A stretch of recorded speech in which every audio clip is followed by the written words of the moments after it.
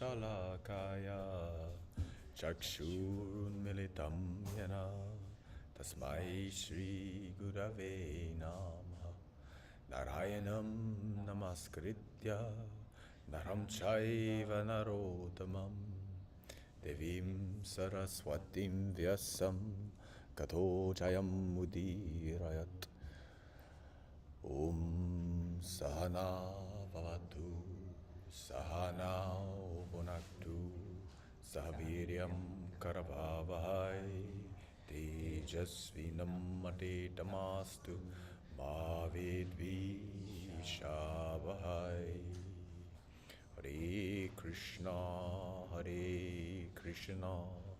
Krishna Krishna Hare Hare Hare Rama Rama Rama Hare Hare. All right. Bhagavad Gita returns. Chapter 2. We're ni ten Juni. Yes? Yes. 2.12. Natvevaham jatunasam natvam neme janadipaha nachaiva na bhavishyamha sarve vayam mathaparam natvevaham jatunasam natvam neme janadipaha nachaiva na bhavishyamha Sarve Vayam Mathaparam. Never was there a time when I did not exist, nor you, nor all these kings, nor in the future shall any of us cease to be. 私も君もここにいる王たちもかつて存在しなかったことはなく、将来存在しなくなることもない、始めなく終わりなく永遠に存在し続けるのだ。 Yes. So this is referring to the infinite nature of the soul. 魂は永遠なるものであるというその性質を語っているわけですね。God is eternal, and so are we. 神は永遠であり、私たちの本質も同じです。 And so basically he's saying your compassion, remember, Arjuna had a lot of misplaced compassion. アルジュナは、思いやりを置くべき場所じゃないところに思いやりを置いている状態なのを覚えてるかな。 Yeah, you don't have to worry. それについて心配はしなくていいんだと言ってるところでしたね。 You're not really doing anything. You're just doing your job. 何もひどいことをしているんではなく、仕事を成し遂げるだけだよっていうシーンでね。Yeah, just do your job. And the ones you kill, you're not killing. Because ultimately, the soul is eternal. やるべきこと、仕事をする、つまり戦士として、敵を殺していくけれども、本当の意味で彼らを殺すわけじゃない。なぜなら魂は永遠だ。 Yes, soul is eternal. And also, this reality, even like this material reality we're living in now, it's happened many times, and it'll happen again many, many times. で、この物質現実で繰り返し起きていることは過去にも起きていたし、今後も起きていくこと。 And in Vedas, they talk about almost infinite, like multiversal realities. で、ほぼ無限と言える、マルチバースとか最近聞いたことあるかな。宇宙がこういっぱい多元宇宙っていうかな、いっぱい宇宙がある。それが無限にあるっていうのはベーダーでも書かれてますね。For example, there's infinite Vishnus. ビシュヌ自体無限にいますが、 with infinite Brahmas そしてつまりそこからブラマーも無限にいます。 coming out of the navel. And then also the high Vishnu, Mahavishnu. There's infinite of him, and in him, every breath, every sitte, a world comes out of his pores, our universe comes out of his pores, and comes back in with every exhale. で、ビシュヌのおへそからハスが開いてそこにブラマーがいるんだけど、そのブラマーもいっぱいいるし、それと別にマハビシュヌ、一番、偉いビシュヌの毛穴から呼吸のたびに宇宙が現れて、呼吸の、だから吸って現れて吐いて宇宙が消えてってっていうのを繰り返してるわけですね。Yeah, so that like this universe is like Brahma. When this universe ends, Brahma, it's a whole life of Brahma. But for Vishnu, it's just one breath. で、この私たちがいる宇宙を司っているブラマの、死ぬ時にこの宇宙も終わるっなのでこの宇宙の、ね寿命はブラマーの寿命だけど、ビシュヌにとってはそれはたった一息です。How to understand this? これをどのように理解したらいいか。It's just like a fruit fly. 果物にたかるハエ。Yeah, fruit flies? You know fruit flies? We don't seem to have them. You don't seem to have them in Japan so much, no? 小バエ。They do? Yeah, I don't see them as much, but in Canada we have a lot happening. No, because even in a clean kitchen, they still come crazy if the environment is a certain way. But anyway, the life of a fly is like those fruit flies anyway. They live and die in like a few days. で、小バエで言えば、2、3日で寿命がつきますね。So their whole lifetime is like this. それが彼らにとっての一生の長さだよ。Right? And we have, I know you do, I've brought this up before. I can't remember how to say. But in English, we say like they're, in dog years, he's 100 or something. Like every 1 year is 4 dog years. One human for a human year. Yeah. 犬の年齢の時に、じゃあ犬のが12 Or 歳、 vice versa. 人間だと何歳みたいな計算の仕方するよね。Right? So these creatures living shorter lifespans, なので、人間よりも寿命の短い動物たち、even the bacterias. それこそ病原菌とか細菌とかもね、If you were to consider all the animals living inside your body, 彼らも、体内にいる彼らも動物というふうに考えたとき、on the skin, 皮膚の上にもいる、 in your mouth, 口の中にもい in る、 your nodo, 喉にもいるし、 all the way down to your onaka, through all the organs, so many. お腹の臓器それぞれも含めたらたくさんの生き物が生きてますね。 Some living and dying just with one meal. 一食の間に、生まれて死んでっていうぐらいの寿命の者たちもいるし、 This is kind of how you can understand like this concept. なんかこういうなんだろうな次元の、動き方で今のブラマーとビシュヌの寿命の違いとかを考えましょう。 So like I always use a funny example that we are kind of like the little bacteria living inside of God. なので、そういった意味では神の体の中にいる微生物が私たちみたいなぐらいの対比がちょうどいいのかな。 And it's funny to think like in your stomach, maybe there's like a little conference going on. かもね。で、そういう文脈で自分の体の中を想像したら、もしかしたら今内臓で Like- 何かの生き物が会議をしてるかもしれ They're ない all よ。 inside of みんなの Anna. 中で They're having a debate, and they're inside of Anna going, "Is Anna real? No, no, impossible. No, Anna's real. I have faith." でアンナの内臓の中で、アンナは存在すると思いますか？いるわけないじゃん。私は信じてるとかそういう会話が行われているかもしれません。 But they say we live inside of Anna. でも私たちは神アンナの中に暮らしていると聞いています。 Anyway, funny ideas. そんな考え方も面白いね。Hi, so let's go next one. Niten Jusan 2.13. Dehi no smin yata dehi kaumharam yauvanam jara tatadi hantara praptir dirastatra namuhyati. Dehi no smin yata dehi kaumharam yauvanam jara tatadi hantara praptir Dirastatra namuhyate. As the embodied soul continuously passes in this body from boyhood to youth to old age, the soul similarly passes into another body at death. A sober person is not bewildered by such a change. 若い2人のために簡単な日本語にしますので、肉体をまとった魂は子供の時期、ちょっと若い時期を過ごしておじいちゃんおばあちゃんになって死んだら体を捨てて他の体に入っていく、自己の本性自分の本体を知っている魂はこの移り変わり変化を当たり前というふうに見る。 Right, so this is the point that, from we have all these kids here. You remember being a kid like that. Your body was very different. ね、今子供がここには道場にはいるけどみんなあれぐらい若かった頃覚えてますか？体も全然違いましたね。 Yes, actually, except for some memories you have and the proof in the DNA, every cell is completely different. で、みんなの記憶とかとは別で、細胞っていうのはまるで別のものにもうなっているっていうのは科学で、は分かっていますよ。 So you effectively have a new body. なので、そういった意味でも明らかに違う体にすでに今世の中でも入っているわけですね。Ne? So we already understand that this consciousness can move through different bodies. Right? The body is changing itself all the time. 体は常にどんどん変わり続けている。科学的に分かっていることを踏まえれば、この意識というものは体から体へ移っていく。同じことですよ。I remember one example they used to use is based on the law of thermodynamics, which is you can neither create nor destroy matter.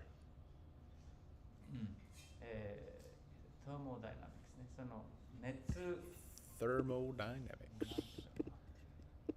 物質を生み出すことも壊すことも熱力学の法則にのっとるとできないということが証明されてますね。熱力学の法則。暑さね、熱って。Anybody know that? There's like a few of them. 熱力学の法則。You know this? 知ってましたか？ママ夫婦。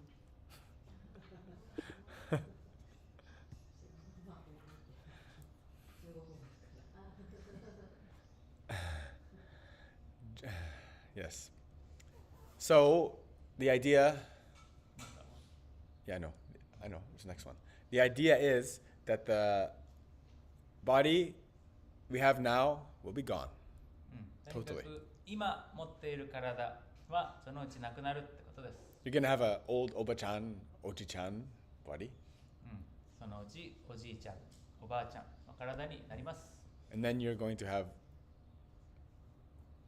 a disposal of that body. で、そのうちそれを捨てるタイミングがやってきて、And then there's a new body to come, maybe. で、多分その次に入っていく体と出会うわけですね。はい。18:10:77 will go forward. Next, this is the last chapter. Oh, sorry. 2:10:14, ne? Yes. That's what you meant by the wrong one. Yes, okay. Yeah, because I have the chapter 18 open still. Chapter 18 is so good, I wanted to. 第18章を読み始めようとしました。 Let's go right to the end. 一気に終わり読んでいきたい。So 10:14, 2.14. Matras parshastu kanteya, shitoshna sukha dukkha daha, agama pai no nityas, tam stitikshasva bharata. Matras parshastu kanteya, shitoshna sukha dukkha daha, agama pai no nityas, tam stitikshasva bharata. O son of Kunti, the non-permanent appearance of happiness and distress, and their disappearance in due course, are like the appearance and disappearance of winter and summer seasons. They arise from sense perception, O scion of Bharat, and one must learn to tolerate them without being disturbed. クンティの子よ、辛いことも楽しいことも季節を巡るがごとくやってくるが、すべては体の感覚、五感の一時的な一時の作用に過ぎない。バラターの子孫よ、それに心を惑わさずに、気分変にならずに頑張って耐えてください。And so, this is the reality. これが現実ですよ。The weather changes daily. 天気も毎日変わるね。The seasons change annually. 毎年季節も巡りますね。There's constant change going on. 常に変化は起きますね。The unwise will, of course, complain and whine a lot about these discomforts. 賢くない者は、それの文句を言って苦しみます。Definitely, I know many people like this. そういう人いっぱい知ってますよね。Pablo. Number one, maybe. Everybody always has difficulty in change, yes. その変化に対応するのが苦手な人っていうのはいるし、みんな辛いよね。But yogi でもヨギは is heiwa, equanimous, ne? What do you say? This Flat. one, Heiyong. Equanimity, equanimous, is undisturbed by things and remains even keeled. で、ヨギは、心を乱さず、心が穏やかなまま平穏ですね。殺されるとしても。Yes, this is the only way that we'll ever be able to get some inner consciousness. そういった生き方以外に、自分の内側の真実に気づいていく、そういう意識の持ち方はありえません。This is one of the reasons why I always suggest, and also I've talked about a lot, the cold shower. で、今まで何度も話してきたし、ずっと常にお勧めしている冷たいシャワーを浴びること。Because this lets you have some synergy with the nature. その自然というものと、I'm using a lot of words for you. Synergy. Synergy. Sojo koka. Sojo koka. 自然と共生していくってことですね。You can say harmony. Right. You can say harmony. Yeah. 共生していく、共に生きていくの共生ね。Yes. It's very important because these things you cannot change, right? So when I talked earlier about people who try to create their personal truth as a kind of an affront to the absolute truth. で、今日午前中に、絶対的な普遍的な真実じゃなくて私の真実っていうものを作ってしがみついていく人の話だけれども、これは要は自然に、戦いを挑むようなことですよ。I think this can only really be possible in a society that has access to air conditioning and closed off environments where we can cut ourselves off from nature.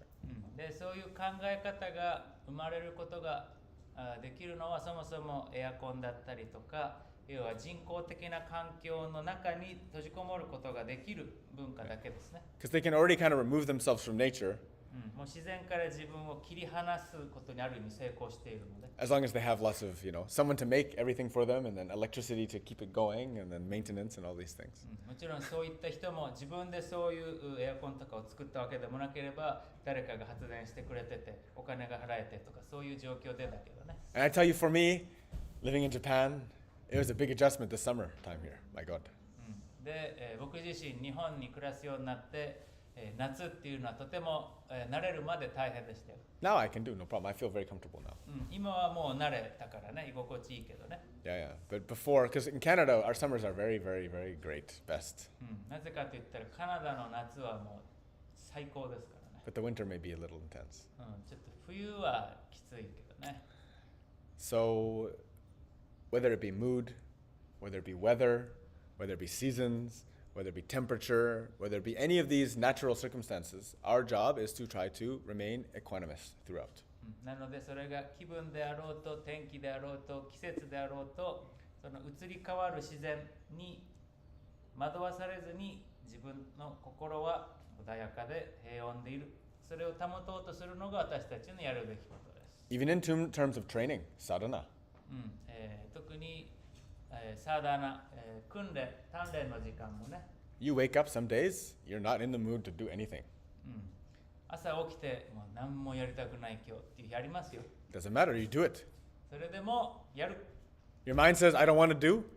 心がやりたくないやりたくないと言いますが、Still you must do. やらなきゃダメです。You're never going to be, basically, most of the time, you're not in an appropriate state. Actually, your mind is not ready for it. Most of the time. 特に心っていうのはそもそも基本的に訓練にちょうどいい、バッチリな状態なんてのはないです。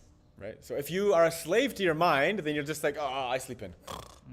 で、自分が心の言いなりだったら、そのまま、寝ちゃうよね。And so you will be the mind's slave. 心の奴隷として生きていく。Kokoro no dorei. Rather, または control the mind. 逆に心を自分でしつけて。So, for example, for me, I just get up like a robot. 例えば僕はもう機械的に起きます。I just stand and get to my feet as quickly as possible. もう朝になったらただもうすぐ立ち上がる。It's like ding, gong, up. Immediate. もうロボットのように一瞬です。I learned that if I take even 1 second to enjoy the bed or something, this is like the battle is already starting to be lost. もうその布団の中の寝起きの心地を1秒でも楽しもうものなら朝一の戦いに負けそうになっているっていうことです。I can't even let 1 second, even 1 second already is like my chances of failure increase like exponentially. もうたったその1秒で朝の最初の戦いに負ける可能性が何倍もぐんと上がっちゃうんですね。Yeah, so you have to, so I treat each day like it's serious, like the house is on fire, get up. You're not going to sleep in if the house is on fire or if there's an army attacking or if there's a serious situation. なので常に深刻な状況であるというような真面目な状態で朝起きるわけですね。もし家が火事だったらとか大軍が家に押し寄せてたらもうちょっと寝るとかないですよね。Yeah, right? So I try to teach every day the battle is on. The war is on. I have to be there. なので毎日今は戦時中だ、今は戦いだって言って起きるようにしてます。Yeah, this is good advice, I think. これはみんなに、いい助言だと思います。How did it start? It all started after being initiated from my teacher, Mahatmaji. And then we'd, like back then, man, I used to sleep in like crazy. でどのようにそういう風になれたかたどっていけばね、最初マータマ・ファキラナンダジに洗礼を受けた頃はもうなかなか起きれませんでしたよ。And then we'd be up there at 3 o'clock, 3:30, open the door. Hello! で朝3時になるとおはようって起こされるわけですね。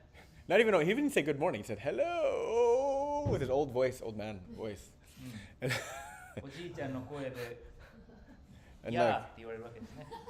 just walking around like, you know, so crazy. And so like when I see Padma getting up from morning sadhana at her age, I told her like you're at least 9 years ahead of me.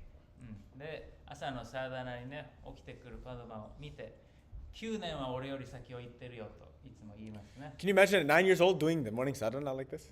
9歳で朝のサーダナこんな風にできるって想像できますか？ I remember I had to wake up at 6 o'clock for hockey practice. 朝6時に起きてホッケーの練習に行ってたんだけど子供の頃ね。 And I remember feeling so messed up, like just my body messed up. もうその早起きの体の気持ち悪さをすごい未だに覚えてますね。 So this is also like the weather, これも天気と同じだよね。like all of these things. 他にも挙げた例と一緒ね。 Ultimately, all it is the brain waves. 究極的にはもう脳波の話だけですからね。Yeah, the brain waves are in a certain level, and you can't get out of that level, right? The sleeping mode. でその寝坊モード、その脳波の状態だとその状態から違うところに行けないっていうだけですから。Yeah. So this is part of mind control. メイロンジは365日早起きしてるんですか？そういうなんかチートデイみたいな。1日だけはなんか6時に起きるとか、そういった時間はないとか。Do I cheat? Well, like 365 every day wake up, or is there any day you are not you are waking up at 6 on this day? Like I basically wake up at the same time every time, but I told you 1 day a week I let myself have a little bit of rest, a little bit. で起きる時間っていう意味では基本的に同じなんだけど、週に1回はもうちょっと休む日はあります。Yeah, yeah. It's important. You got to give yourself at least one like Sabbath day of Sabbath, eh? 安息日って話だった。But I'll never sleep in like too late. Never.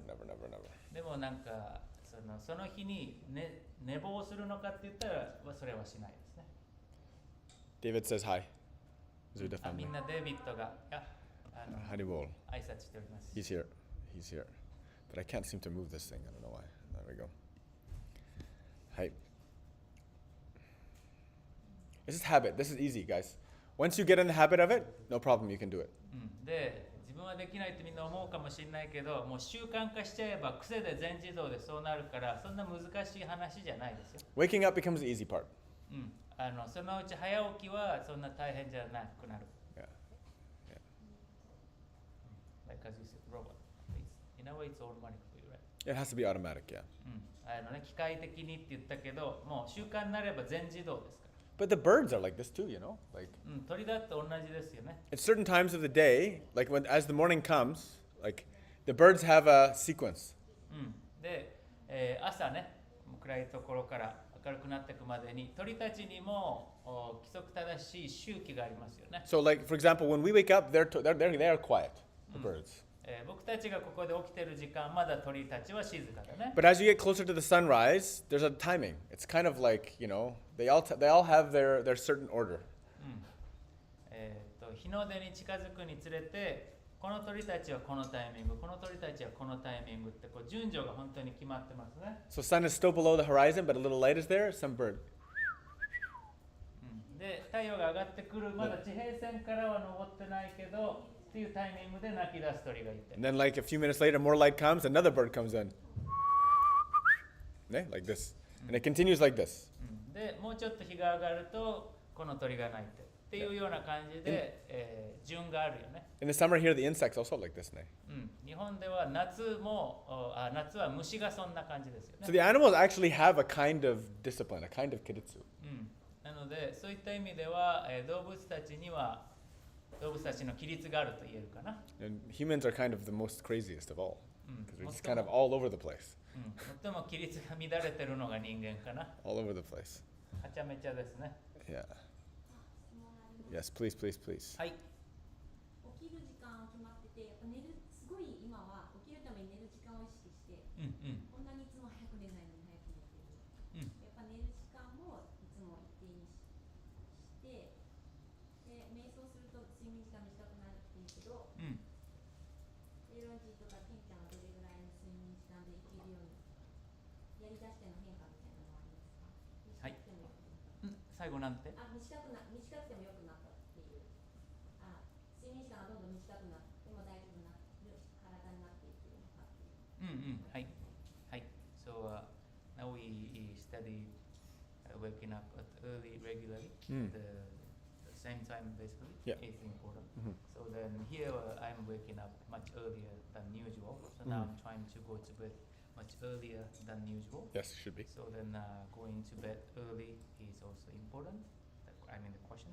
And also does it get easy to have a shorter sleep? Like you mentioned, if you properly meditation kind of 4 times. Yes, okay, good. How long do you require to sleep? Yeah, everybody's different, right? It depends on you. If you wake up in the morning this early and you feel very bad, you should probably go to bed earlier. で、そのどれぐらいの睡眠時間が必要みたいなその人、またその人のその時の状態によるから、朝早起きしたけど体調がすごく悪いならもうちょっと早くベッドにもうちょっと早く寝る睡眠時間を伸ばすのその寝入りの時間で調整する必要があるね。And you don't need to force anything with your sleep and meditation. Just meditate. It'll naturally take care of itself. Naturally, your meditation will get stronger and your requirement for sleep will diminish. で、瞑想は続けていけば、必ず質が上がっていくので、焦らずとも瞑想の質が上がっていくうちに、必要な睡眠時間っていうのは、減っていきます。It's kind of automatic, right? Once your body's rested enough, you'll wake up and it'll get easier and easier. 体にとって必要な時間の睡眠を取れば起きることが普通に自然となっていくってことだよね。So there's nothing to plan or prepare for. Just meditate. Meditate and meditate. なので、こんだけの時間っていうふうに用意するっていうよりはただ日々瞑想を深めてその質を上げていけば大丈夫。仕事がやっぱ帰りが遅くなってしまって、でいろいろ連絡が Work comes late. 遅くまであったりすることもある。More like comes home late because of the work. その調整が。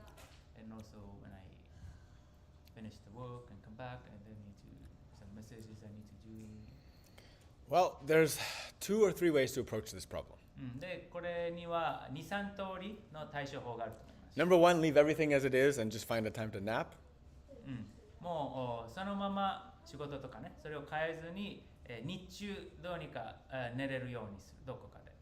その要は夜の寝る以外の睡眠の場所を見つける。Oh, I guess there's only 2 because the second one would be just change a job. で、2、3って言ったけどやっぱ2個ね、もう1個は仕事を変える。Just change a job. Because you have to decide what's important.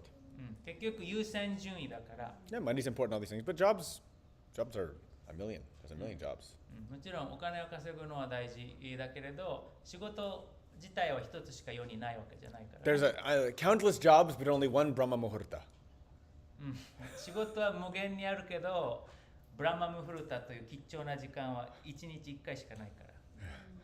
It's only one time every day. 毎日あるけどそこしかないからね。Yeah, you can find a job anywhere, doing almost anything. で仕事はやることを変えていけば無限にどこでも見つけられるとは言えますから。Right? If you want to make devotion and sadhana and these things a priority in your life, then you should adjust your life to that instead of adjusting your sadhana to that. で、結局優先順位で献身奉仕サーダナの優先順位を一番に置くんだったら、それを適切にできるようなライフスタイルにする。その逆じゃない方がいいってことですね。It depends what you think is priority. That's the point. なので肝心なのは自分の優先順位です。You have to decide what's the priority, right? 自分にとって何が一番大事なのかってことね。You only have the thing is time is limited. で時間は無限じゃないので。Yeah, you can't do everything. すべてはできませんからね。It's always a sacrifice. You always you want to do 1,000 things, but you can only do 10. 基本的にはやりたいことが1000個あってできるのは10個みたいな And of those 10, only 1 or 2 will actually be relevant. で10個のうちの1個か2個がちゃんとできる感じかな。Right. And so this is kind of like, this is why we have millions and millions and millions of lifetimes without understanding this stuff. なので何百万回も生まれ変わることを経験してこのことを理解していくわけですね。Yeah, because we make everything else a priority, and we say, "Oh, I'll get to that later. I'll get to that later. I can meditate. I can do this tomorrow," and then you never do, and then or tomorrow. You keep putting it off, right? これは後でできるって先延ばしにするわけだよね。Yeah. Yeah. So it's what you really want. なので本当に自分の求めているものは何なのかっていうことですね。It's very important. Everybody should think that. What do I really want out of life? What is my real mission? You know, you could continue just living whatever you want. It can happen, but maybe it's good to set an intention and understand, like, where am I going? Where am I headed? Where is this ship pointed on this ocean? で、結局今回の人生でのやるべきこと、使命、天命は一体何なのか。それをちゃんとよく考えるってことですよね。なんとなく生きていくことはできるんだけれど、この人生はどうやらどの方に向かっているんだろう。船だとしてどこに向かっているんだこの船は、この人生はっていうのをちゃんと見極めていくことが大事ですね。Yeah. Yeah. And that's the only way to be successful, right? 何においても成功するにはその方法しかありません。Like, if you want to be a millionaire, you better focus on it and make that the intention and make that like everything you want. 億万長者に仮になりたいなら億万長者になるんだ、それに集中するべきですね。$1 million just doesn't fall out of the sky on your head. It doesn't happen. なりたいって思ってたって億万円が空から降っては来ないからね。Yeah, it's something you have to set your intention on. なので目指すものに自分がしっかりとそこに狙いを定めていく必要がある。And then adjust your life accordingly and sacrifice everything for that. で、そこに向かえるように人生をちゃんと調整していって、そこに向かうために全てを捧げていくわけですね。So that's what devotion is like, right? それが、献身ってことですね。捧げる。It's a commitment, right? It's a serious commitment. もう人生は本気で全てをかけていかないと成功しません。Now, of course, you can be as hardcore as you like. で、どれだけ、本気でやるか、がっつりやるか、それは自分で、決めれるからね。There's nothing wrong with the slow path. のんびり行くことに何の間違いはありませんから。Yeah, slow path is okay. ゆっくり行くことは何の間違いでもないですよ。Nitenju go. 2.15, more about equanimity. Yam hina vyatayantyate purusham purushar shabaha samadhuka sukham dhiram somritatvaya kalpate. Yam hina vyatayantyate purusham purushar shabaha samadhuka sukham dhiram somritatvaya kalpate. O best among men, Arjuna, the person who is not disturbed by happiness and distress, and is steady in both, is certainly eligible for liberation. 人類の中で最も優れた男アルジュナよ、幸福と不幸に心を乱さず常に、安定している。揺るがないものこそ下脱を得るにふさわしい。Yes. So all of this steadfastness, practice in sadhana, this is to basically set you up so you're ready. You're ready. で、ここでやっているもう揺るがないようになる修行法で、ここで今下脱って出たけど、それの準備をしていくわけだね。That's why that's why I refer to as training also. なので、訓練、鍛錬っていう言葉を使いますよね。トレーニングね。Preparation. 準備です。It's all preparation. すべては準備です。It's all preparation to make yourself eligible for the grace of God. 神の恩恵、恵みを得るに値する自分になっていく準備です。And discipline, kiritsu, is very cathartic. Means it's joka, it's purifying. It's very good to clean things up. で、規律っていうのは直球で浄化につながる。つまり私たちをきれいにしていってくれます。For example, about staying up late. 例えばじゃあ夜更かし。There's a story. こんな話があります。If I tell this story, it's a long story. I'll tell the story later. This is going to take up a lot of time. 話そうと思ったけど、だいぶ長くなるなって気づいたんでやめます。It's going to take up a lot of time. We'll tell the story. We'll get to it. But this is Bhagavad Gita. そのうち話すけど、バガバットギータの時間です。Yeah, I have to manage my time here a little bit. 僕も有限な時間をちゃんと有効に使わなきゃね。I too must have kiritsu. 僕自身に規律をちゃんと課さなきゃね。Hi, hi. Yes. And I don't know if you noticed. 気づいているか分かりませんが、 When you wake up early, your day is more full. 朝早起きすると一日の中によりたくさんのことが入りますね。So many things happen. たくさんのことが起きます。So many really cool things happen. とてもいいことがたくさん起き And ま you す。 start to feel real great quality of life. 人生、命のその素晴らしさをより感じるようになりますね。 For myself, I go to sleep every day after a full day, like very satisfied. Like I don't need to do any more of this day. I'm done. もう本当に一日いろんなことをやった、一日使い切ったっていうような日はもう今日やりきった、もう何も悔いはないって言って眠れます。Yeah. Yeah. You know, those late night things, nothing good happens in the late night, yo. で、夜更かしね、するようなイベントいろいろあるけれども、いいことなんて何も起きませんから。It's just hanky panky and intoxication. 体に良くないものやことをするだけですよ。Yeah, yeah. There's nothing of value, nothing that's going to do you any good. みんなを良いものにしてくれるような価値はありません。Nitenju-ruku 2.16 Na sato vidyate bhavo, na bhavo vidyate sattaha, ubhayur api drishtontas, tvanayos tattvadarshibha.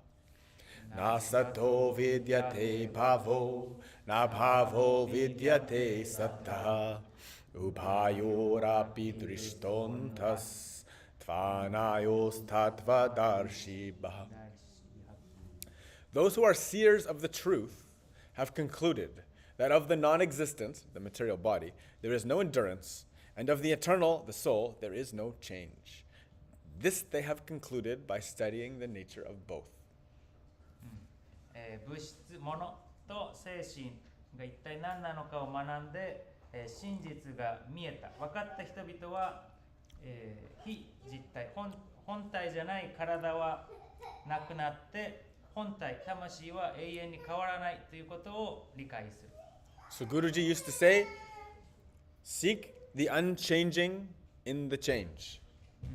グルジによく言われていたのは、変わりゆくものの中にある変わらないものを見つけなさいという言葉ね。You know, that's what the soul is, the tamashi.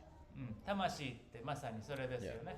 The body is constantly changing all the time. 体は常に変わっていく。Never stops. その変化は止まりません。Yeah? How many hairs have fallen out of your head? Oh. Oh.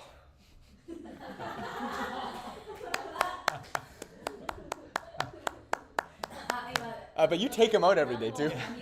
You pull them out every day. Yeah, but he takes them out every day. He buzzes it. でも実際こいつは毎日剃っている。 Yeah, so he takes them out. But, you know, every day you have a shower, you wash your hair, maybe you brush your hair or whatever, hair's coming out, right?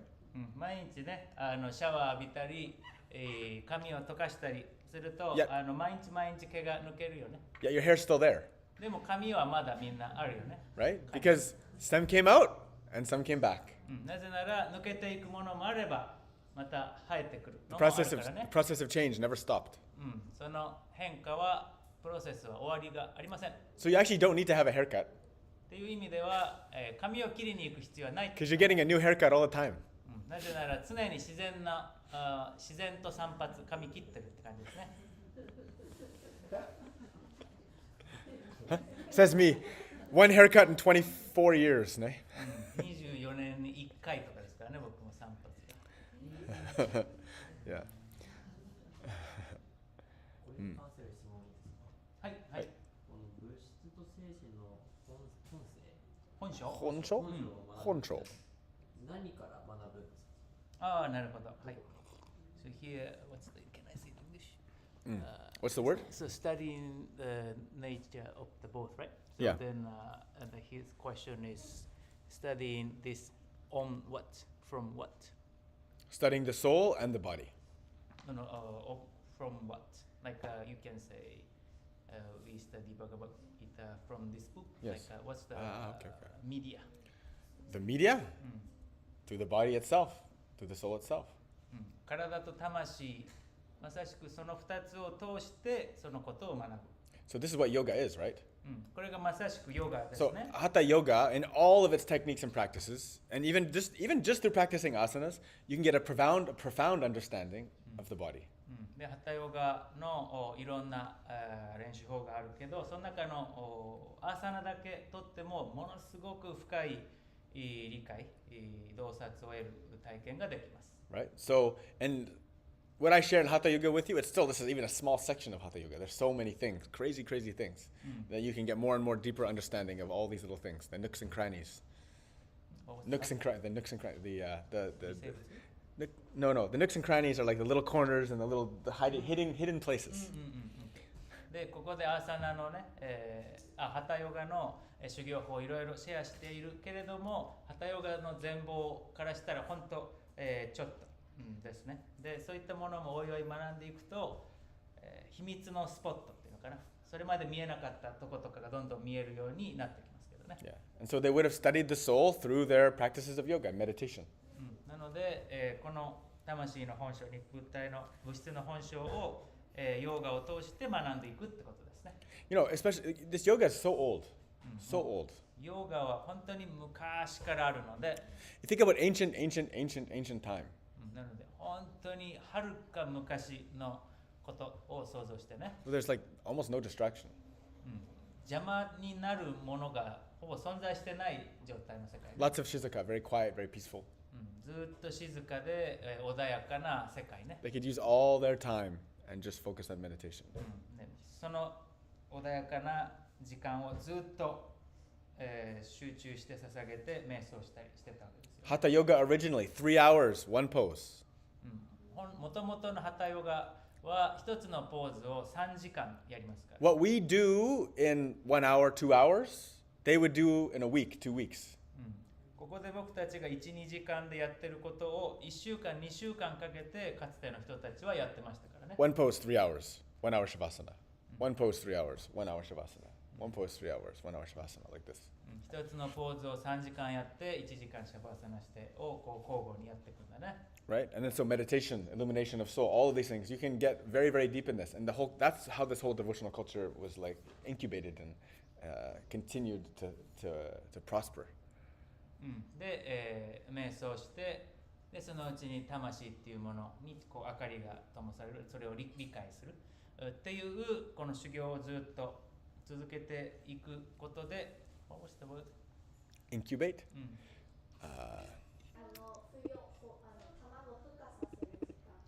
そうだ。羽化させる時間ですね。羽化。Incubeto. No, we don't. Oh. That's just the incubate in Japanese. 培養された? 培養。What was incubate again? Incubato. Your words. Incubated. No, If no, this no, were- what was the object? the devotional culture incubated. It continued to like で prosper こ and の grow. 献身奉仕っていう文化がそういう修行によってこう培養要は育てられて、大きくなっていったんですね。 Yeah, so the study of soul, going back to the rishis, we have the Maharishis. でこの魂を学んでいく分かっていくっていうことの文化は、マハリシたちのところまで遡りますね。 When we talk about the Vedas came from Brahma, で、よく話が出るベーダ、これはブラマが説いたものだけれど、 including Brahmanas, Upanishads. でそのベーダにはブラマナとかウパニシャットとかそういうものも入るけどね。 And then there's Puranas, and then there's also all of the texts from all of the great sages and saints. Like in the history of devotional culture, there's been many, many people who have achieved samadhi, who have achieved enlightenment, and who have continued on like this. でプラーナーとかあとは、そのブラマからじゃないリシ、昔の賢者たちが書いた、聖典経典っていうものをいっぱいこの長い歴史の中にあって、この長い時間の中で、サマディ要は悟りに達した修行者たちは何人もいるので、 Okay? And you can go all throughout India, インド中を回れば and you can find in the text, like they'll be like, this is a holy spot here. Like, actually, holy spots all over India. This is a tirtha. You can go here, and the great sage meditated there. You can go to that place, and there'll be his samadhi there. And it'll be like a little jinja in a shrine. It'll have a whole history to it, and then all of his teachings and everything like this. This is all around India is like this. どこに行っても聖なる場所がここにあるよで何々っていう賢者が、ここで、悟りを、に達成したんだよとかっていう場所があって、そこに行くとそこの、教えとかその人の歴史とか何かしらの位牌慰霊なんかモニュメントがあったりするっていうのがインド中ですよ。 Yeah, all these places, and that's like the culture of continuing and continuing like this, right? なのでその道をずっと続けてきた国の姿ですね。Anything that is successful in the world, any great thing, has a tradition. 何かしら世界で花開いたものっていうのはその後ろに必ず伝統があります。 For example, do you know why America is so powerful in their military? Do you have any idea why? なんでアメリカの軍事力がこんなに強いか知っていますか？ Do you know where it started, this tradition, this military tradition that they have? 彼らの持っているその、軍隊という伝統はいつ始まったでしょうか？ It's not just like guntai, it's more than like an army. It's a consciousness. そのグループでその兵士がこう一致団結するっていう文化。Goes all the way back to Babylon. バビロンの時代にまで遡ります。 Starts back there. And then that was a great seat of power back in the Mesopotamian times. メソポタミア時代にものすごい力を持った、町があった。 Slowly that culture, it moved over to Rome eventually. で、そこからゆっくりローマにその文化は移っていって、 Became Roman Empire. So powerful. ローマ帝国という強大な、帝国ができたね。 Through the spread of the church, it moved over to England. で、それが教会をどんどん世界に広げていって、中心はロンドン、English Empire. 大英帝国に移って、They, the ones that pillaged India, took all the riches and the gold. で、ちなみに彼らがインドを侵略して、黄金とかその豊かなものをどんどん奪っていったけどね。You know the Queen's crown jewel? This is the Koh-i-Noor diamond. This is a big Indian jewel. で、イギリスの、女王の王冠に、ついている大きなダイヤモンドはインドから盗んだものですからね。 From England, moved over to America. で、そのイギリスからアメリカにその軍事的な文化の中心が移っていった。There's a Freemason tradition. フリーメイソンっていう人たちね。 They moved all the way over there. If you go to Washington, D.C., you look at the very top. They have a huge astrological graph of the whole city in the roads and the way they made it, with the point going to the obelisk, which is from Egypt, going right to the White House, going all the way down, the Pentagon's over there. Everything is exactly oriented in a tradition which has existed so long. Yes, this is basically the controllers of the world. And that's a long tradition that's so powerful that controls everything. Devotional culture is the same way. It's existed for so long, and it's developed so great, but in a very different manner. で、ワシントン DC に行けば、ホワイトハウスがここにあってペンタゴンがここにあってっていうのを、航空写真じゃないけど上から見るとそれの配置ね、オベリスクっていうものがあったりとかを見て、そのさっき言ったすごい古い文明からずっと続いているものだっていうのがはっきりと分かる。それだけ長い伝統がある結果、それだけ大きなものになったのと同じように、このインドの献身奉仕の文化っていうのもすごい長い時間をかけて育ってきたので、これだけ発展したわけですね。Yeah, so it's a very, very long thing, very powerful. すごく長い時間をかけて力強く育っていったものです。Yeah. And even though India has been attacked so many times, インドは何度も何度も侵略を受けましたが、it's the only country the Muslims could not totally convert. イスラム帝国が唯一完全に征服できなかった場所ですね。There's more Muslims in India than any other country. 他の国、世界中の他の国よりイスラム圏の人の人口がインドは多いのに、Every other country, the Muslims totally, like the Muslim country. It's a Muslim country. 他の国はもうムスリムの、イスラム教の人たちが入ったらもうイスラム圏に変わってますね。Yeah, because this culture, this devotional culture has been there a long time. なぜならこのインドにあった献身奉仕の文化が長い歴史を持っているから。And we say it's actually the origin of all religion. すべての宗教の元になっていると言われています。Yes. Hey. So, in this way, I have a lot of faith and a lot of trust. And this is how they studied all that stuff. だからこそ、その長い歴史を持つこの文化に、自分自身は揺るがない信仰心があるし、で、そういったところから学んでいったわけですね。魂とかね。Yeah. Hey. Shall we go on? Seekers and seers of truth they be.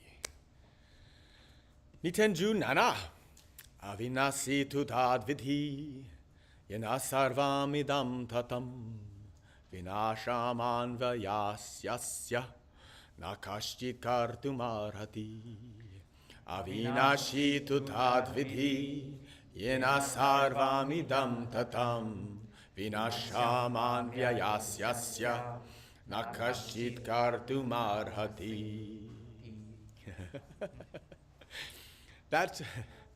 That which pervades the entire body you should know to be indestructible. No one is able to destroy that imperishable soul.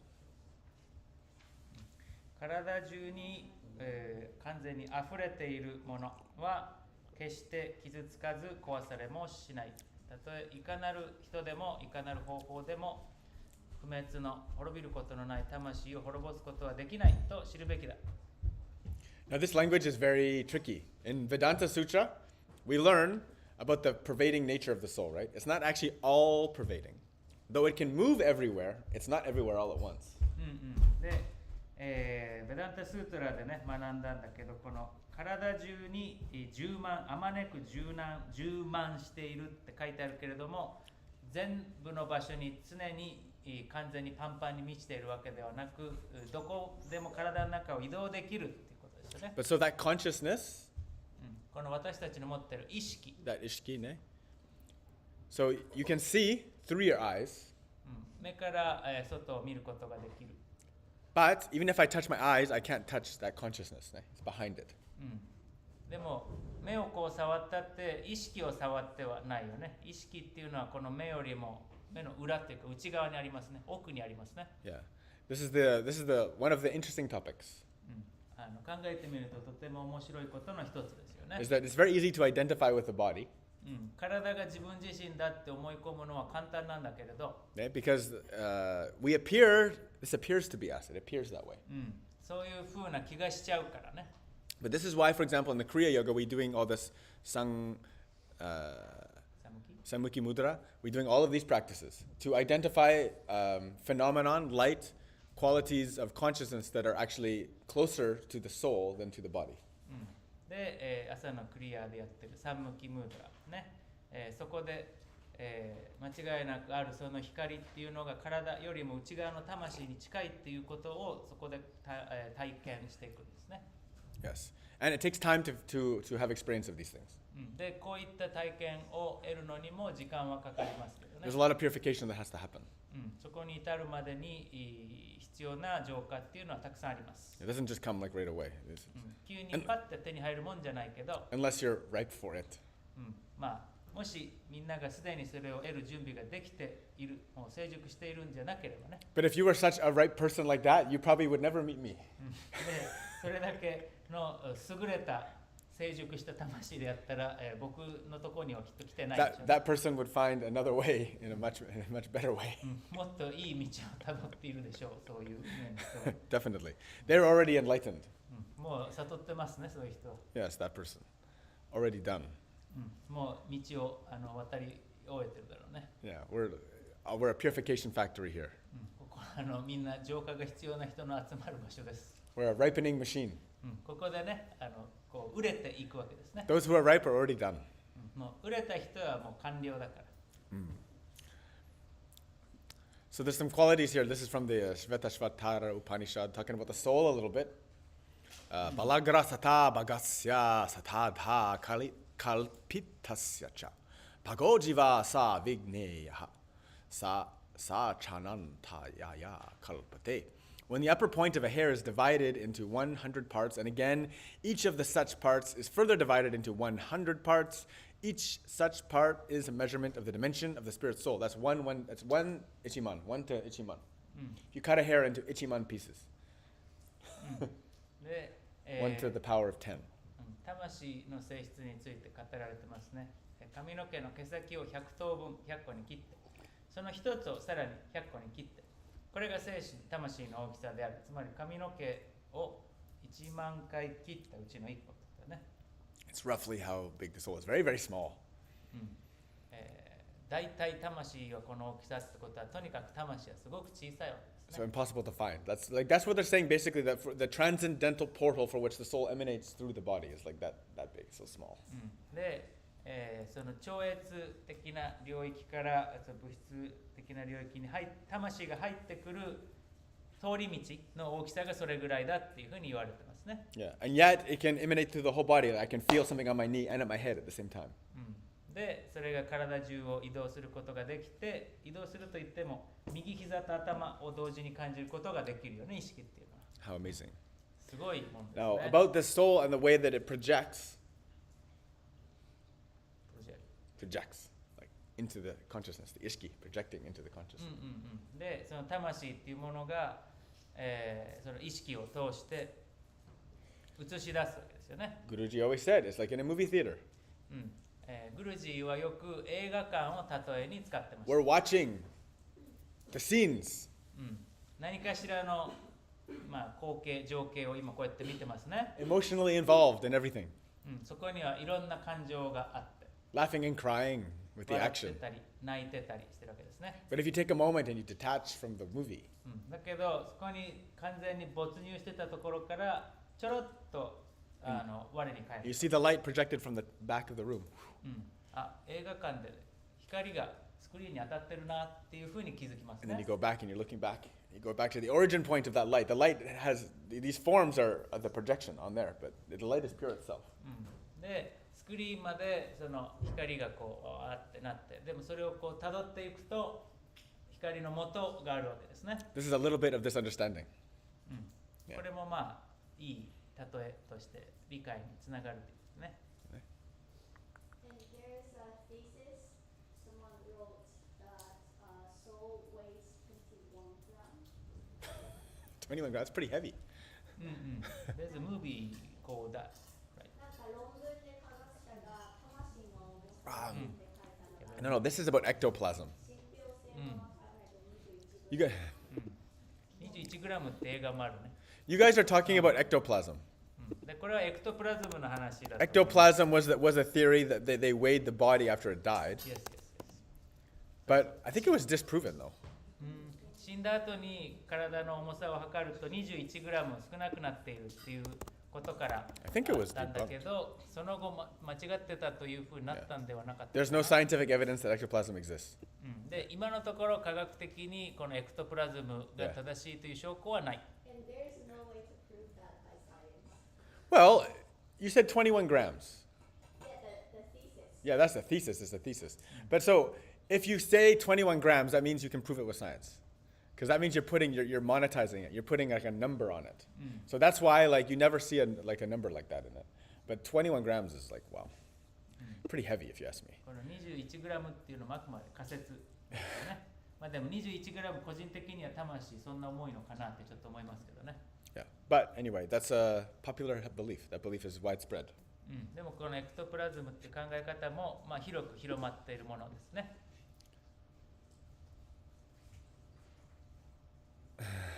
Interesting. It's a weird rabbit hole in the internet. Look up ectoplasm in the internet. You find a rabbit hole. ね、どこにでも行けちゃうね。Right. Very good. Let's continue. We only have a few more. あと少し行こうかな。2018 Antavanta imedeha Nityasyokta sharirinaha Anashino prameyasya Tasmadyudvayasya bharata Antavanta imedeha Nityasyokta sharirinaha Anashino prameyasya Tasmadyudyasva bharata. The material body of the indestructible, immeasurable, and eternal living entity is sure to come to an end. Therefore, fight, O descendant of Bharata. 等し生けるものは永遠不滅滅びることはなく、その実証本体は、人間の考え方では計り知れない、わからない。しかしその肉体体はいずれ、朽ち果てる土に帰る。故に戦えバラタの子孫よ。So the body has no endurance, as Krishna said earlier. クリシュナがこの前にも言ったけれども、体っていうものは永遠に続くものではない。You can, sure, you can give me maybe half, okay? You can take all of the superfood you want. 世界中にあるいわゆるスーパーフードをどれだけ食べたとしても、Drink all the baby blood you want. 赤ちゃんの血液をどれだけ飲んだとしても、all of the aborted fetus's stem cells smeared all over your cosmetics and your body and like injected into your hurt parts. 胎児のから作り出した何かを顔に塗ったりとかいろいろそういうことをしたとしても、 You can do all of these things, 全部試したところで、 but you cannot prevent the inevitable demise of the body. 体が最終的に朽ち果てることは逃れることはできません。Yeah. There's nothing you can do. それについては対処しようがありません。Yeah. So that's why Krishna says, don't count on it. だからこそクリシュナは、体に頼るなと言ってるわけですね。You're not always going to have a chance to be able to wake up early every day. 毎朝早起きできるチャンスは永遠には続かない。Yeah. It's not always going to be favorable for you. Now is the time. 今しかないわけですね、チャンスは。Fight. なので、今戦え。Do the preparation for this understanding. そして、そこに向かっていく準備をし続ける。Yeah. It's a big war. もう大きな戦ですから。It's a big war. Every day is a big war. 毎日大きな戦いです。It's a war for your soul, a war for your attention. 自分の魂のための、または自分の、意識どこに注意を向けるのかに関する戦いですね。The battlefield is really the body, but it's like the world. で、戦場は私たちの体であると同時にこの世界だね。And definitely it's going to have an end. そして必ず終わりがあります。So that's why you should side with Krishna. だからこそ、クリシュナと共にいるべきだね。Seek out Krishna's help. Seek out his aid. Approach him. Bow at his lotus feet. クリシュナの蓮のおみ足に神戸を垂れて、助けを求めて、ください。Yeah, in this way you are guaranteed success. そうすることができれば成功は約束されます。はい。質問してもいいですか？はい。ギータの中でその肉体は永遠に続かないで魂が続く、でその理解ができてて、でそのさっき8子則でやったアヒムサ、あさっきじゃないか昨日、アヒムサのその非暴力で、それは心を傷つけるとかじゃなくて肉体的に暴力を振るうことがそのアヒムサっていうふうに昨日聞いたと思うんですけど、それぞれの理解はしてるんですけど、もう関係性というか、どうしたら矛盾しないのかみたいな。はい。ここが理解したい。はい。So through Gita, now I understand body is not eternal. Soul is eternal. And also yesterday we learned ahimsa, and hurting someone's feeling is not ahimsa. So I mean, it doesn't have to be ahimsa. It can be. Yeah, but you know, you said it. Yeah, it can be. So then, I didn't give a definitive ahimsa's answer. teaching is about the actual, like a violence, no violence, right? Yeah. So, and we are on this context of the battlefield. So, how do I want to understand both properly without any contradiction to each other? Okay. Seikun, I wish we could have recorded all our conversations all those times ago. セイ君が過去にした質問への答えを録音しとけばよかった。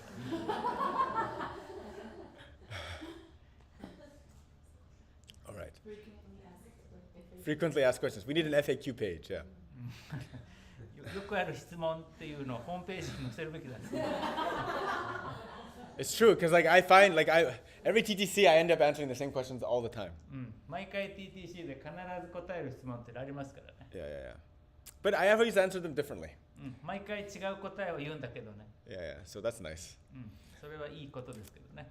Just like my asana class, I guess. So the reconciliation of these two things, it has to do with the Dharma. で、この2つが矛盾しないためには、ダルマっていうものを理解していく必要があります。Right? For the yogi, for most of us, for all of us, this dharma. So, like I said, the first thing is the war of the day, the war of the life. That's the context. で、私たち、ヨギたちにとっては、まさに今さっき言ったけど、一日一日が戦いだっていう話をしたね。That's the most important thing. で、それが一番私たちにとっては大事なことね。That's like the main like symbolic reference we can get from this.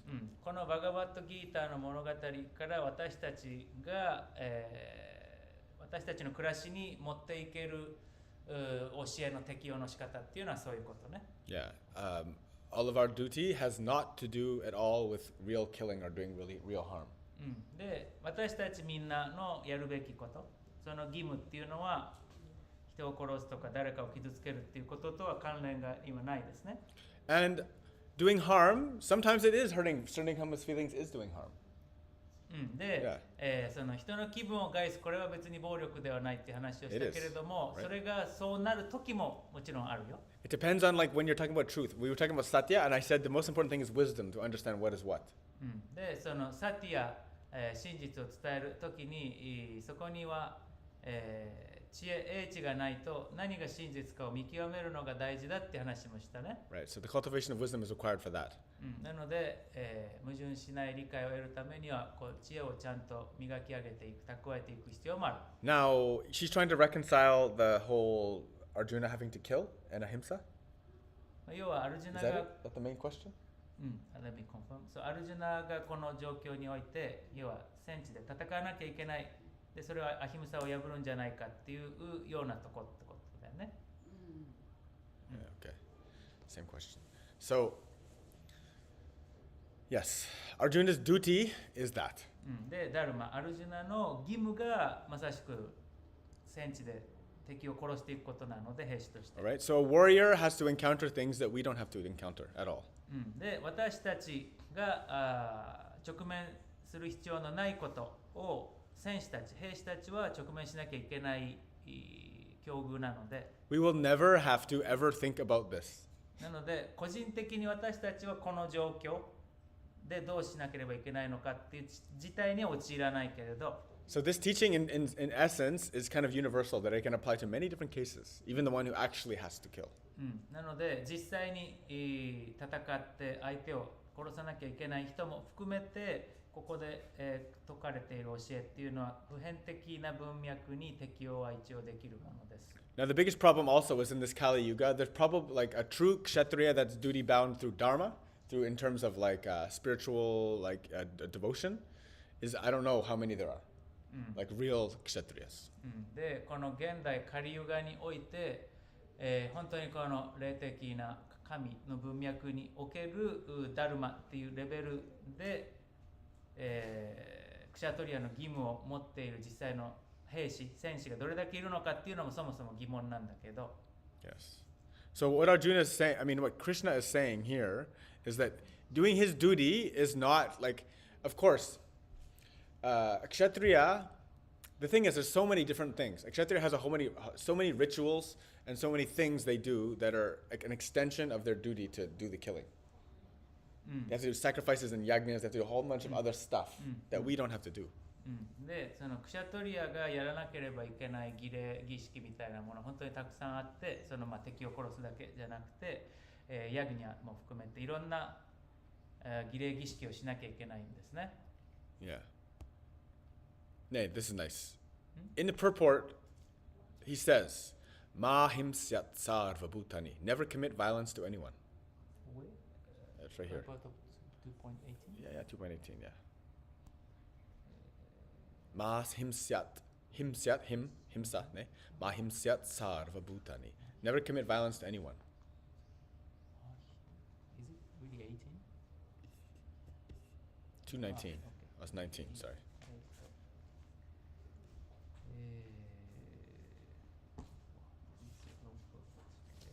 Really? So short. At the end or where? That's how big the purport is. This is the purport of 19. Is it 2.19? Yeah. Oh, good. And so what was the meaning in English? ありがとう。Yes. Yes. Now, look, Arjuna is doing his duty in terms of religion.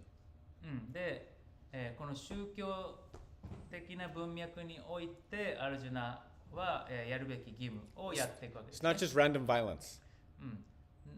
なんか急にただ暴力を振るうわけじゃないね。Yeah. It's not just random violence, right? We should not do violence. That's it. で、私たちは暴力をただただ振るうべきじゃない。If I had a proper soldier here, ここにもうちゃんと鍛えられた兵士がいたら、it's a different story. Same story, but different context. 彼ら More along what Krishna is talking about directly.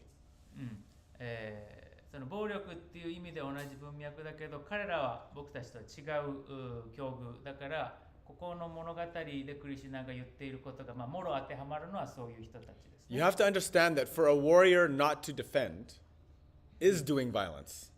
で、兵士がIf a warrior does not do his duty, like if a duty-bound warrior is here to protect us and he doesn't protect us, he doesn't do the killing, he's doing worse violence. で、兵士がその守るべき対象を守らなかったっていうことは逆にこれは暴力につながっていってもっとひどい事態に、陥りますね。This is something that you won't understand because you're not a warrior. You don't have to ever do that.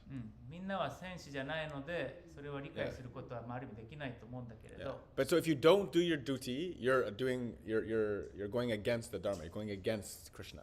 なので、やるべきことをやらない。これはダルマに反する、つまりクリシュナ、神に反することになる。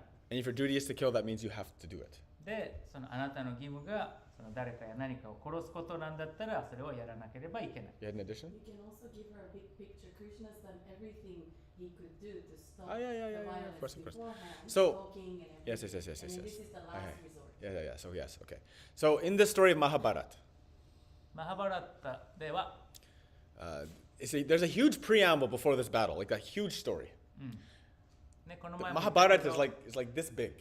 この前も言ったけど、この地点に至るまでにものすごい長いいきさつがあるんですね。分厚い本ですから、マハバラッタ。 Bhagavad Gita is actually not this big. This is mostly Prabhupada's purport. でこれ分厚く感じるけど、このプラッパーダの解説のせいで長いだけで、マハバラッタ自体、バガバッドギータ自体はすごく短いですよ。This is my guru's Gita.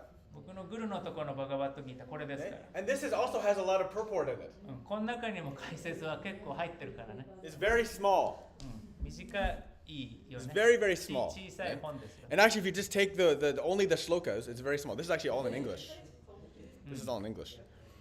So, Chanting Gita is Only only 20 minutes. 20 minutes. The 20分。 whole Gita. The whole Gita. 20分。ギータのそのメインの本文だけをチャンティングしてったら20分で読み終わるぐらいの長さなんで It's す like け a ど good classical song, クラシックの曲ぐらいの長さ、 right? Very, very small, right? So Mahabharata is huge. And the story about this war, if you want to talk a little bit, the last point, okay? I'll spend the last 5-10 minutes talking about this.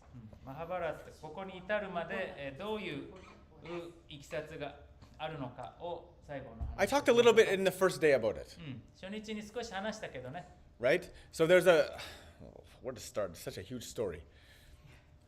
Try your best. Try my best. I talked to you about the degeneration of the royal family.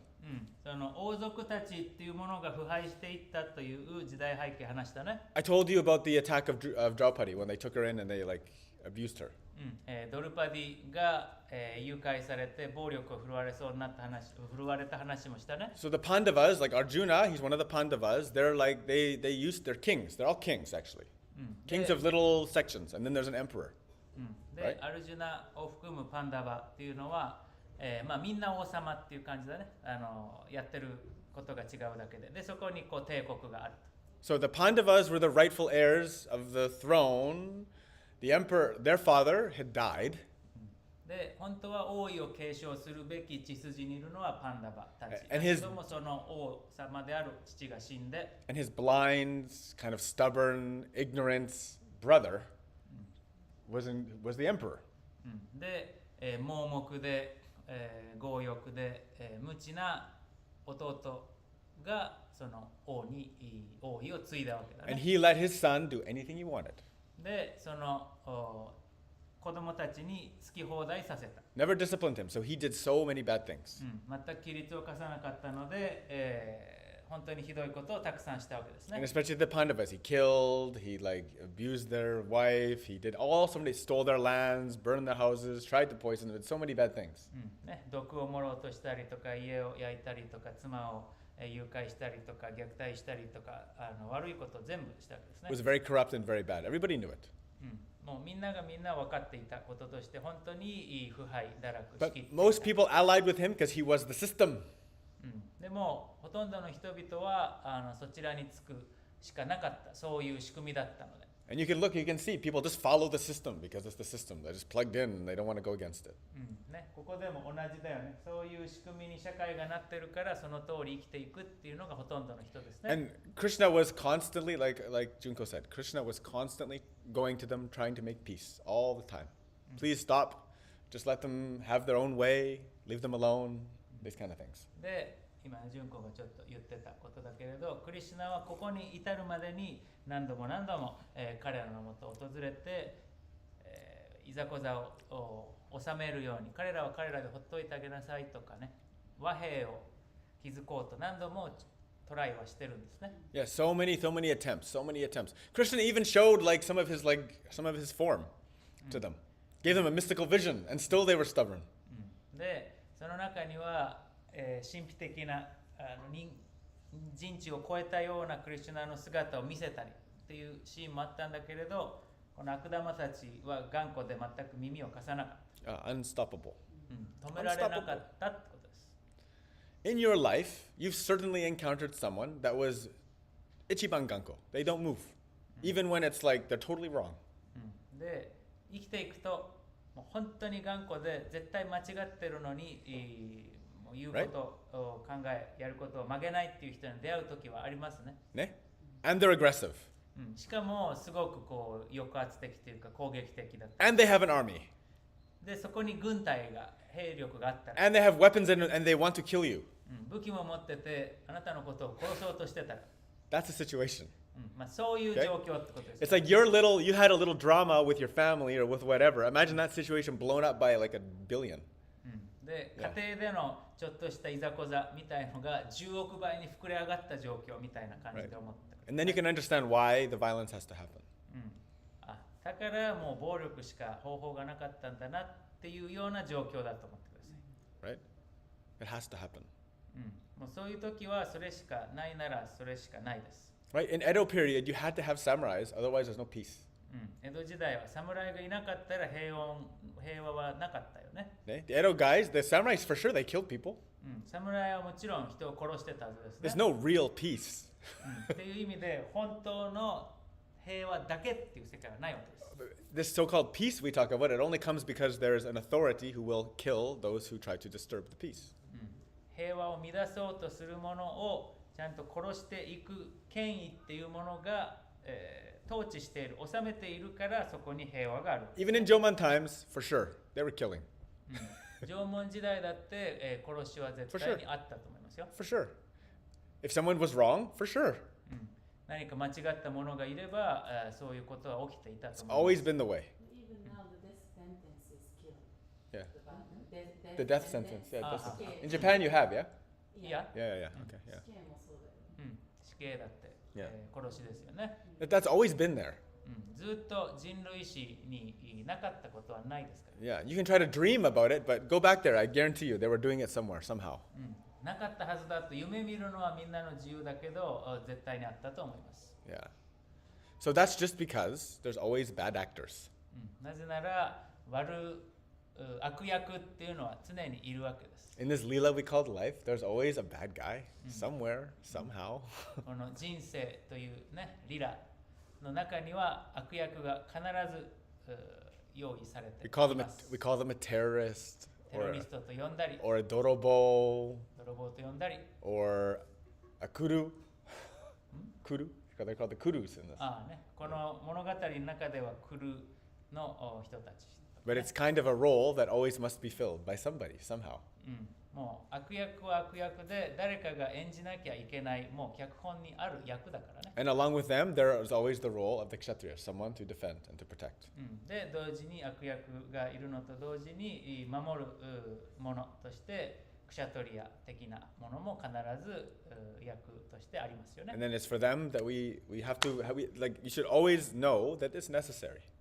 で、もうこれはもう世の現実として必要なものなんだと理解しなきゃいけないね。 So there was an ancient ruin they found of one of the oldest cities, Mohenjo-daro, in India actually, north, kind of India-Punjab border. インド・プンジャビあたりにすごい昔の、village? A city, 町があったんだけれど、 one of the oldest cities they ever found.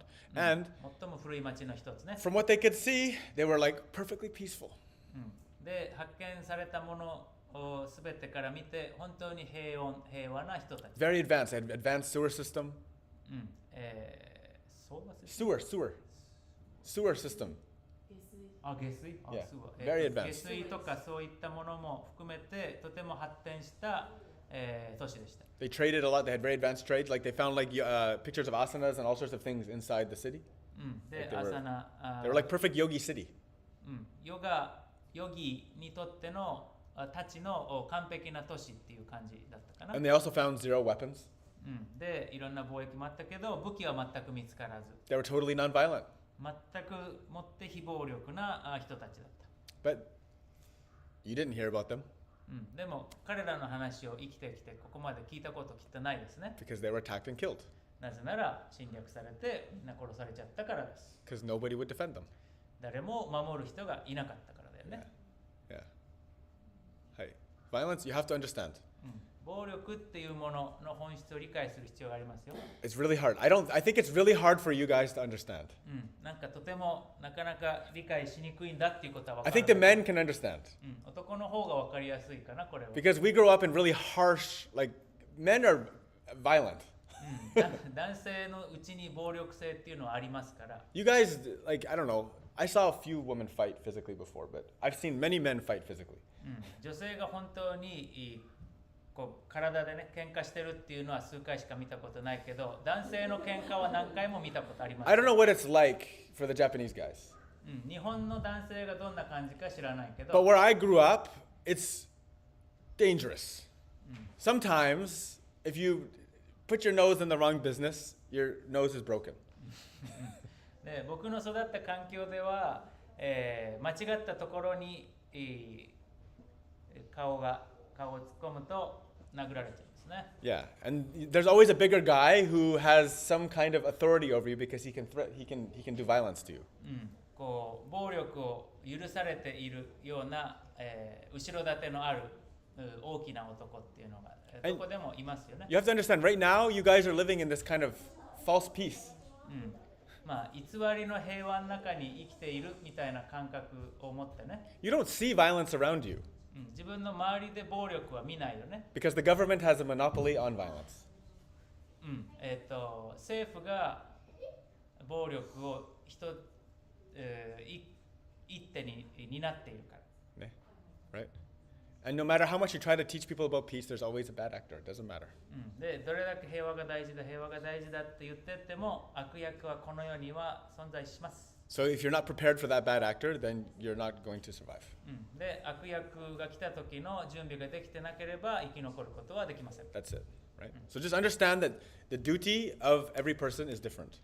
なので、一人一人義務は違うっていうこともちゃんと理解してね。And what you think is violence is not violence for that person. It's different. Like ahimsa means not to do violence. And like I said, if the protector doesn't protect, then he's doing violence. That's karma, right? It's making karma. The ultimate purpose of not doing violence is not to create unnecessary karma. で、あなたの持っている暴力が、暴力に該当しない状況の人もいる。さっき言った兵士が守らなかったらそれが暴力になるっていう話をしましたよね。なので暴力を、しない暴力を通してカルマをとにかくカルマを作ってしまわないということが究極の意味では非暴力です。Yes. Yeah. Because creating unnecessary karma prevents you from devotional service. なぜなら不必要なカルマを作る神への献身から自分が遠ざかってしまうっていうことですね。Yeah. So for the protector, not protecting is creating unnecessary karma. で、何かを守る立場にある者が誰か何かを守らない、それはその人たちにとって不必要な良くないカルマを作り出していることとなります。Yes.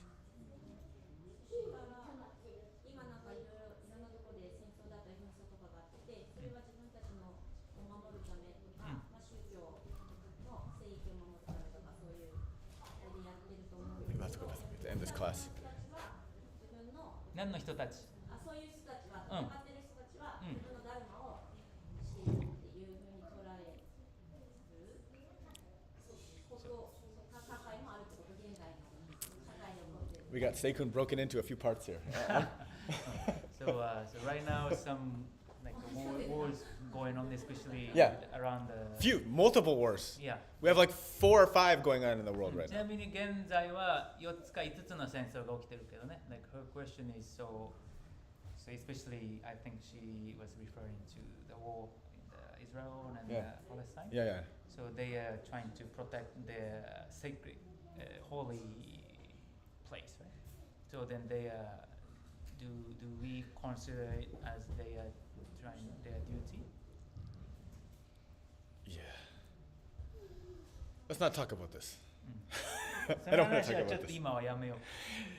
If you know the history of this conflict, this is not an easy conflict to unravel. This is a very, very difficult situation, and this is getting too political. で、特にこの今言ったのって、イスラエルのとことかがね、特に出てくると思うんだけど、この紛争の始まりまで遡っていくとものすごいこじれた、ものがあって、その話をしていくとちょっと政治的になりすぎるので。Yeah, it's like, it's really, that's such a difficult thing, you know? It's like imagine someone came into Japan and took 50% of Japan and said, this is not your country anymore, this is our country. 日本に急に誰かがやってきて、半分、ここは日本じゃない私たちのだよって急に言い出したっていう感じなんで。You know, that 50% that's still Japanese, they're going to fight against that forever. でも、残った 50% は全部取り戻したくて戦うよね。Right? It's going to happen. そんなことです。Yeah. 起きますよ、そういうこと。It's a difficult situation, yo. すごく大変な状況だよね。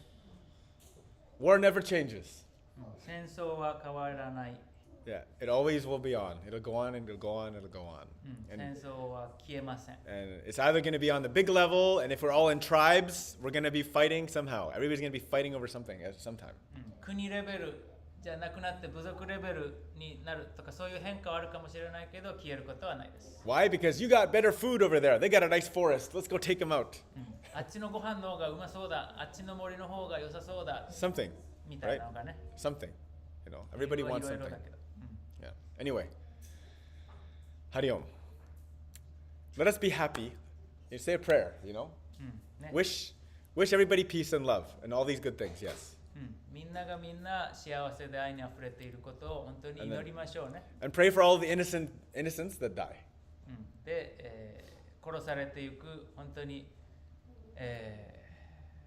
純粋な無垢な罪のない人たちにも祈りを捧げましょうね。But like Krishna says, also understand that the eternal soul is there, and actually, even though the body changes, it's some kind of karmic happening, a lila. で、同時にここでクリシュナがね、今日も言ってたけれども、そこには魂は永遠であるということと、ね、リラっていう言葉をよく使うけど、カルマで因果応報で起きていることもあるんだっていうことも理解しましょうね。And like my mother always told me, お母さんがよく言ってくれた because I had a lot of family members die. なぜならその私の家族、親族で結構亡くなっている人が多いので、She always said, if you search your heart, you can find them there. They're always there. 子供の頃から自分の心の中を探せばその亡くなった家族、親族がいるのを見つけられるよってよく言われます。 So it's true. And in some ways, like the soul is eternal, and you can actually recognize that if you're sensitive enough. You really feel it. 本当に感じることができるだけの感受性を豊かにしていけば、魂が永遠なんだっていうのは本当に感じれることですよ。And the best thing we can do is like direct ourselves in the devotional manner and do our dharma to the best of our ability. で、私たちにできる最善のことっていうのは神への献身っていう文脈で自分のやるべきダルマをただただ最善を尽くしてやり尽くすことだけです。Day by day. 毎日ね。Win our morning battle. 特に毎朝第一戦目に勝つことから始めてください。 Because the only way, if there's any good that's going to happen, we have to win our daily war every day. 何か人生で、良いことを起こしていけるとしたら、所詮早く起きる。これに勝たないとそれは始まらないね。Yeah, or at least just stand up and fight. 少なくとも、負けなくてもちゃんと立ち上がって戦うべきですね。Panchakalpatarubhyacha kripasandubhyevacha patittanam pavanebhyo vaishnavibhyo namo namah. Hare Krishna, Krishna Krishna, Hare Hare, Hare Rama, Rama Rama, Hare Hare. Arigato minasan. Thank you very much. Always the topic of violence is a constant topic, ne? 暴力については話がつきませんね。Why must it be? Well, that's the nature. なんでか、もう自然の一部だからですね。We can no more change that nature than we can change the rain. 雨を雨じゃなくせないように暴力は暴力でしか入れないわけですね。Haribol. Saki Hazuki Moe, Yu Takashi, Rina, Mariama Keiko, and Eiko. We love you very much. Have a good day. See you for Asa morning sadhana. And